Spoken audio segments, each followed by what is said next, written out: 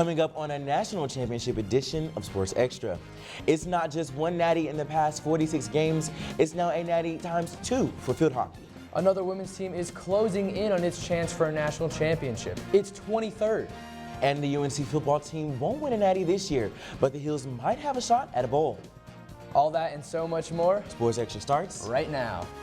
From the University of North Carolina School of Media and Journalism, covering the full range of Tar Heel athletics. This is Sports Extra.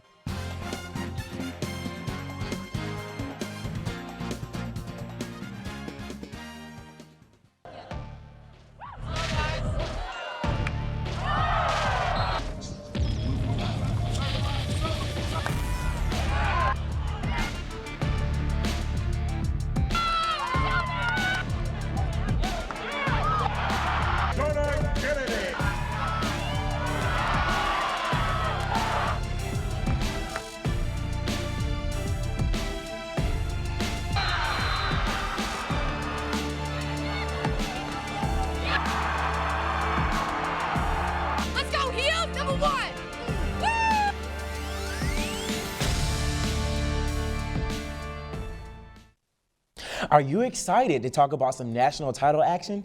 Hello, good afternoon. Welcome to this championship edition of Sports Extra. I'm Devontae Anthony. And I'm Brian Gallagher. Let's get this party going. This program is brought to you by that number 23. After winning 23 straight matches to capture the national title in 2018, the Carolina field hockey team needed to win 2 matches this weekend to repeat that accomplishment. The Heels started that quest Friday against Boston College. The Eagles scored off their first penalty corner only 54 seconds into the game. 7 minutes later, senior Catherine Hayden passed to sophomore Riley Fulmer, who pushed it in for UNC's first goal. Boston College scored another goal, but it was Carolina all the way. Marissa Creator took her turn next after a pass from Hayden that led to this tap-in off Creator's stick. Aaron Matson finished the game with 4 goals, including this score off an assist from Creator. The Heels went on to win the game 6-3, their 22nd straight win this year, to move on to face Princeton in the title game on Sunday. That would be a chance to win 23 in a row and another national title. Every moment has led up to this Sunday championship matchup against Princeton. Disaster struck early for UNC when Princeton forward Emma Street scored a goal in the 3rd minute. Street's sliding finish marked the 3rd game in a row UNC fell behind early, but the Heels never quit. Marissa Creator dragged the Heels back into the game when she punched in her own rebound to level the score. After starting the second half with a 1-goal lead, Matson hit Princeton with a dagger to put the Heels up 3-1. Take another look as Matson smashes her shot into the back of the net. UNC junior Ava Smolinaz added a root when she crushed her shot from distance at the bottom corner, giving UNC a 5-1 lead in the 49th minute. Hannah Griggs finally put Princeton out of its misery with a breakaway goal late in the game.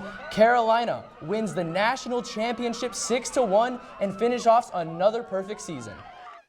So we lost 5 starters from last year's team. So it was a brand new team we were rebuilding, so to speak.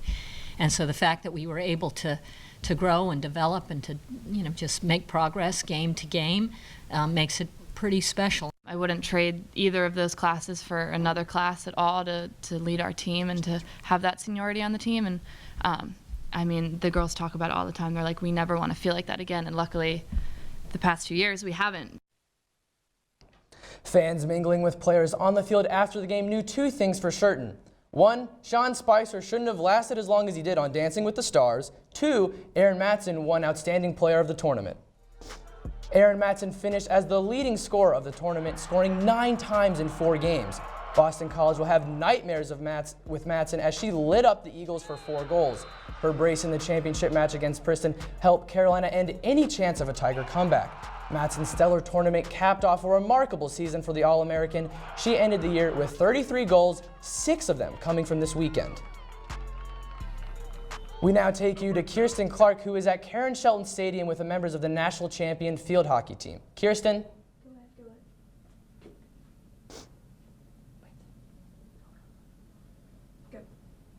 Thanks, guys. I am here live at Karen Shelton Stadium. I have the honor of being here with some of UNC field hockey's very own national champions. You would come. Yes. Hi. If you would introduce yourself. First of all, thank you so much for being in here. Would you like to introduce yourself? Yes, my name's Marissa Creator. I am a 5th-year senior on the team, and I play forward. Wow. So, Marissa, it has been less than 24 hours since you became a Division I 2019 field hockey national champion. You have the hat on. How does it feel? On top of the world. I have no words for how incredible the game was yesterday. Winning 6-1 was just an incredible way to top off my 5 years here. And, you know, obviously 2 years undefeated. Goes without saying, these past two teams have been an incredible experience to be on. Now, I understand it must be a wonderful feeling. Now, like you said, this is your 5th year here. Last year, this is back-to-back. We have the hardware to prove it, 2018 and 2019. Right. Was the game plan different? How did you guys manage to come out on top once again? We always like to just focus on ourselves, so it's never switching it up to fit the other team or try to play anything to adhere to their strengths, but rather we focus on ours. So, you know, it's been the same for the past 2 years, just focus on what we know we can do and what we're good at, and we came out on top, so it worked. Right. Well, thank you so much, Marissa. Yeah. It's an honor being here with you today. Thanks. So, yeah, maybe if you could have one of your other teammates come in with us. Yeah. Hi, how are you? Thank you so much for being here today. Would you like to introduce yourself? Sure. My name is Alex Halpin. I'm a goalkeeper for Carolina, and I'm a 5th year. Wow. So just like Marissa, you're a 5th year here, but I must ask you, 24 hours, hasn't even been 24 hours yet. How does it feel? It feels absolutely surreal. Like, I would have never imagined my college career going the way that it did.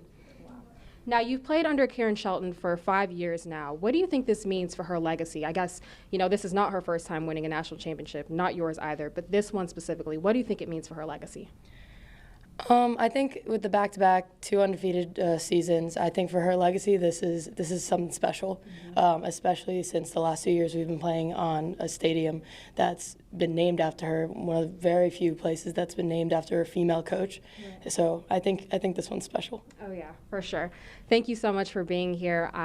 Again, it's an honor standing here today with a national champion. Maybe you can bring in another one of your teammates. Yeah. Thank you. Yeah. Hi, how are you? Good, how are you? Thank you so much for being here. It's an honor standing with a national champion. Can you introduce yourself? Yeah, so my name is Megan Ragusa. I'm a junior, and I'm a goalkeeper here. So Megan, it's been less than 24 hours since you won the national championship. Have the cap on, hardware behind us. How does it feel?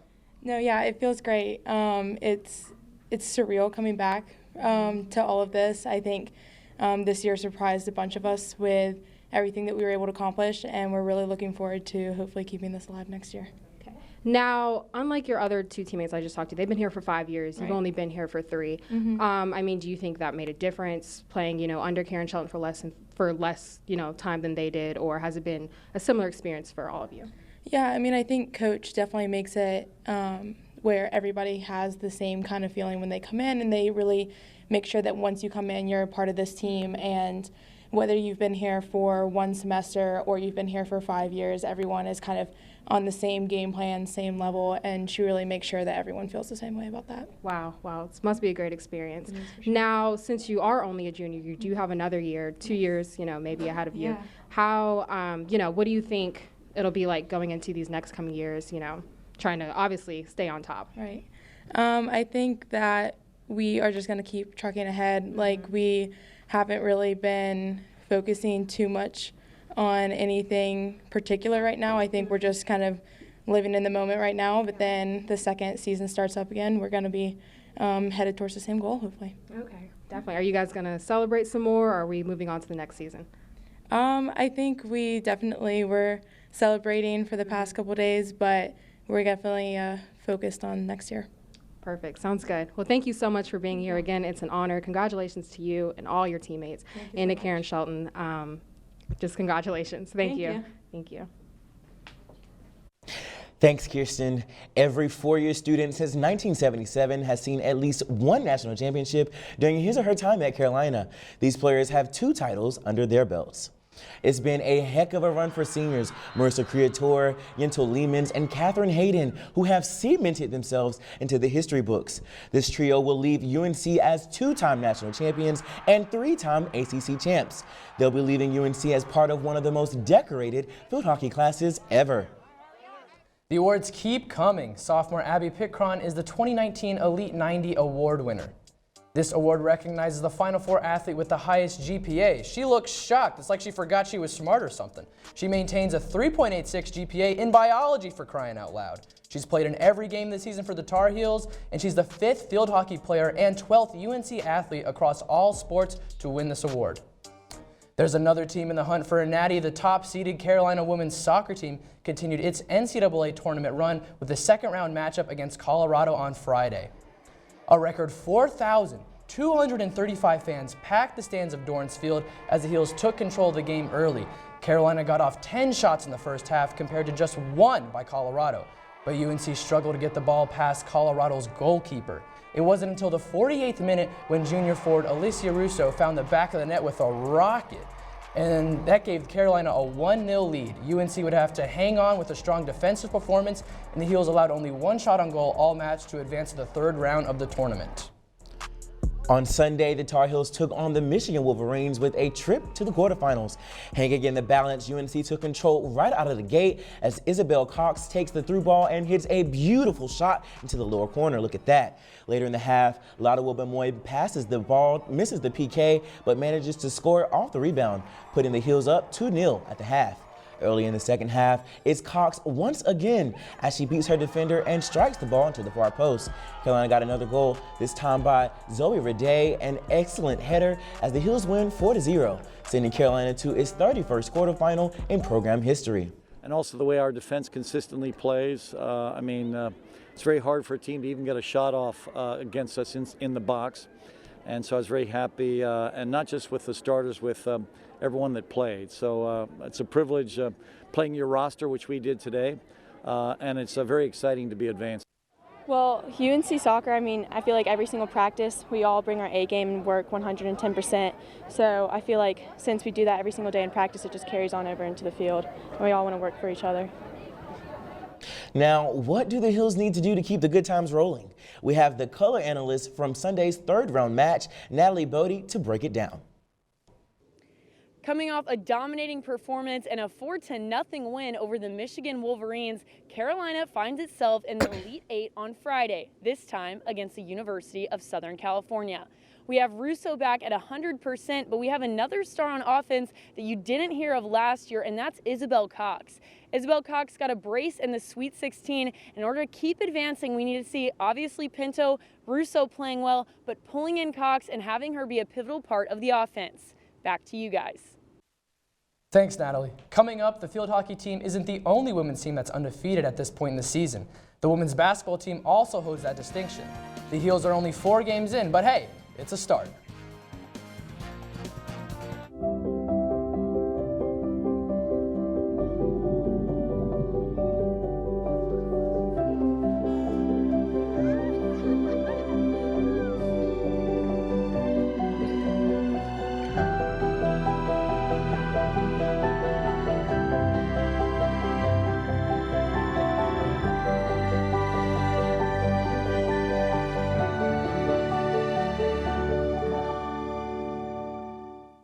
What would happen if I had to pick up the phone, call 911 for one of my family members or one of my neighbors? What would I do if no one was on the other end to respond?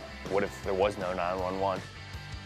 So you can be a part of the solution. Anybody can be a firefighter, male, female, younger, older. We have school teachers, we have leaders in business. Is me, you, anyone that wants to be. There is no typical firefighter.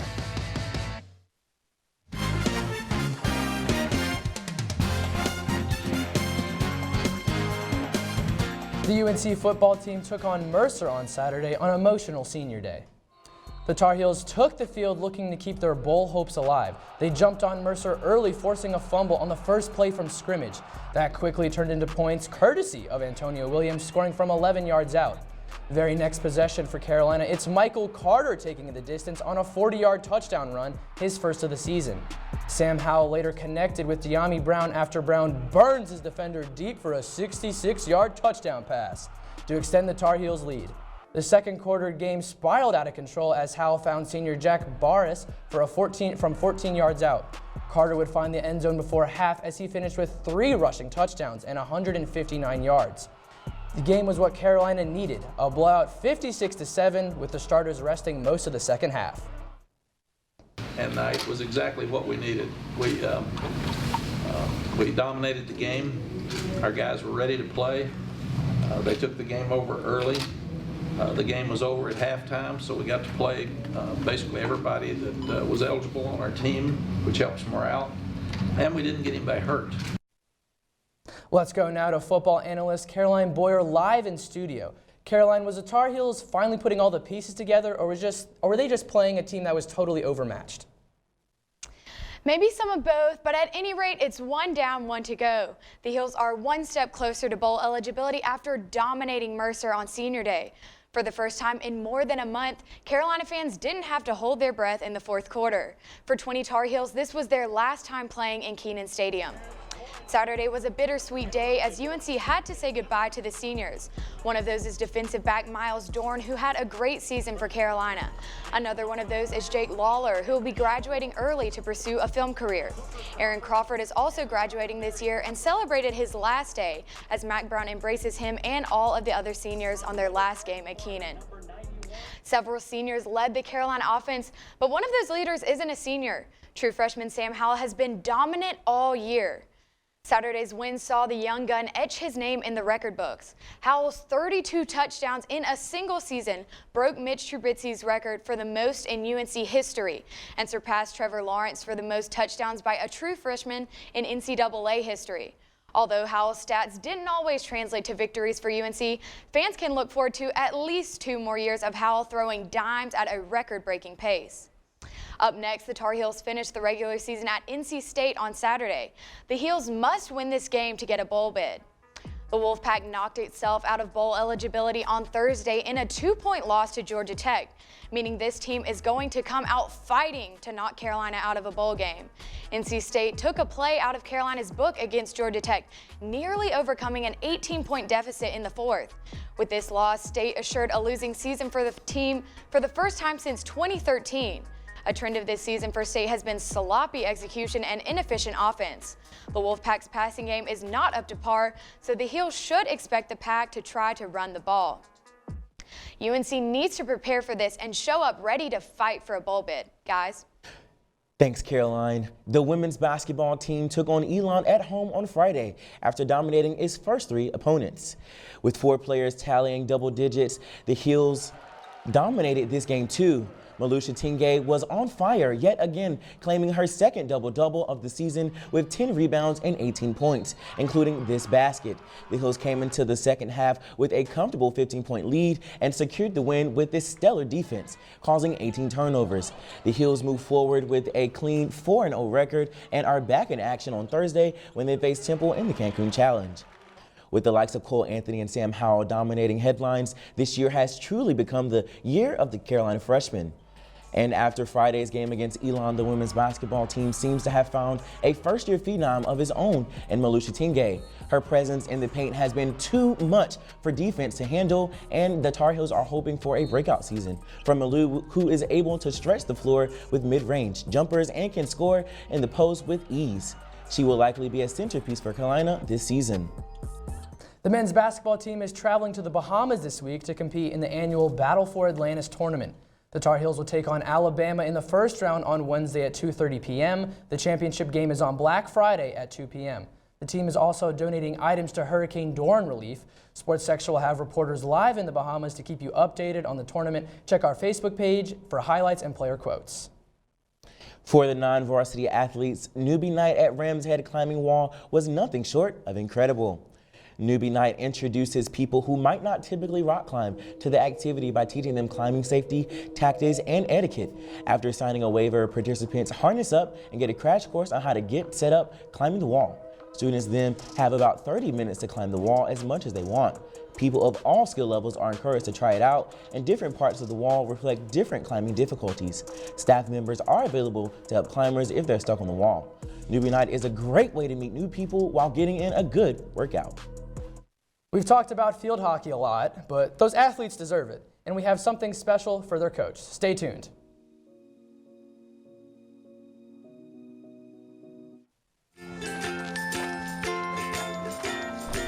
All right, let's get started. All right.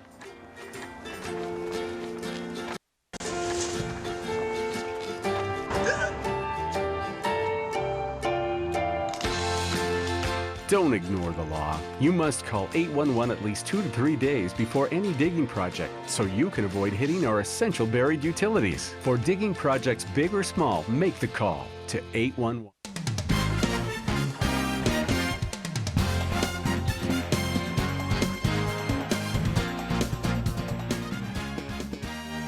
National championship. And the field hockey team has won 2 natties in a row. The Heels have won 23 games each of those 2 seasons. Let's see where that streak of 46 consecutive victories ranks in college sports history. 46 straight wins puts Carolina field hockey 5th on the list. At number 4, Mount Union football in Division III at 54. Number 3 is UCLA basketball in the John Wooden era. The Bruins won 88 games in a row. Carolina women's soccer sits at number 2 with 103 straight wins in the late 80s and early 90s that included 9 consecutive NCAA titles. And the longest win streak ever in college sports is UConn basketball with 111 in a row to go along with another 90-game unbeaten string. The GOAT Michael Jordan himself won 18 wins with the Chicago Bulls. So even he can be a little envious of those dynasties. Yeah, he can be. So we leave you with a musical tribute to Karen Shelton, winner of 8, count 'em 8, national DACM championships at Carolina, including back-to-back, Brian, undefeated seasons.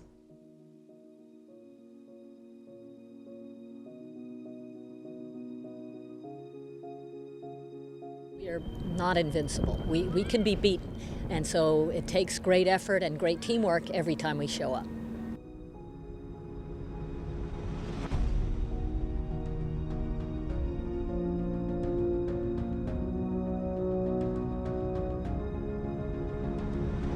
We walk in the room and we see a museum of Karen Shelton's victories.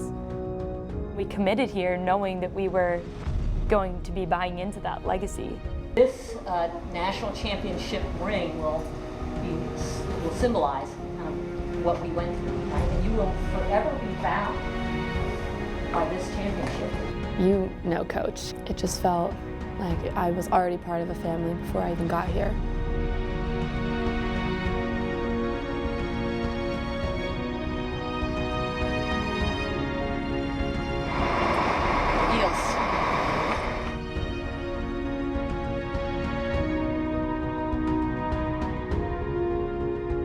Something to play for Coach and for her legacy.